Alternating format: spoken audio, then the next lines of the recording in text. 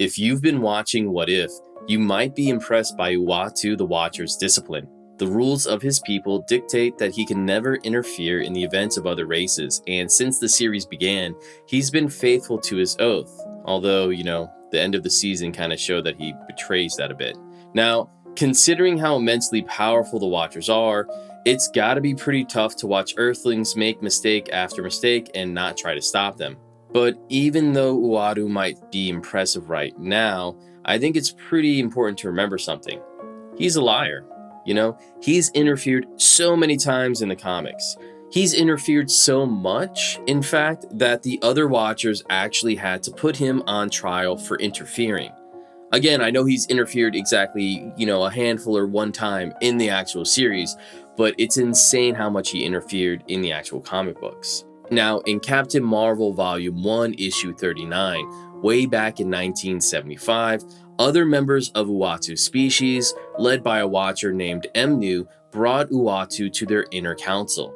And in front of hundreds of other Watchers, they debated what to do with Uatu, the Watcher of Earth, since he had done so many things to try and help Earth's inhabitants. Now, at this point, Enmu just straight up listed off all the different times that Uatu interfered. Dozens of different events in a 10-year period, which is exactly what I'm also going to do right now, because really, it's kind of crazy how proudly Uatu claims that he's sworn to not interfere in the affairs of Earth. It almost seems like he's bragging, which is really insane because he's absolutely not capable of avoiding getting involved. To start with, the very first time Uatu broke his oath was when he revealed himself to the Fantastic Four, instead of staying hidden in his home on the moon or concealing his form from their sight. And a few issues later, in Fantastic Four number 20, Uatu was worried that the Fantastic Four might lose to the Mole Man, so he gave the group a heads up. And just 9 issues later, that means less than a year later, he transported them from his home on the moon to Earth. And what's really interesting about this is the Watcher would later just sit back and watch as people like the Avengers dealt with a battle in space, which Enmu brought up in the trial. He was trying to point out that not only did Uatu interfere with the events of Earth, but he only did so when his personal favorite Earthlings, the Fantastic Four, were in trouble. And when you think about it, that kind of favoritism is pretty messed up when you're capable of helping everyone. And it's actually the reason the Watchers made this rule in the first place, because the very first time they tried to help out an alien race, it failed horribly.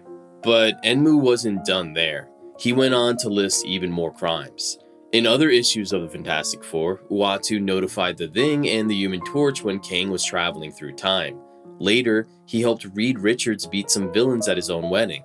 Uatu then tried to hide Earth from Galactus, and when that didn't work, he debated Galactus about the merits of eating Earth. And when even that didn't work, he powered up the Human Torch so that he could survive space and find a weapon to defeat Galactus. I could go on and on, this list is actually pretty endless, and it just goes to support what I said earlier. It's pretty weird that a guy so proud of non-interference literally interferes about once a year in the affairs of Earth.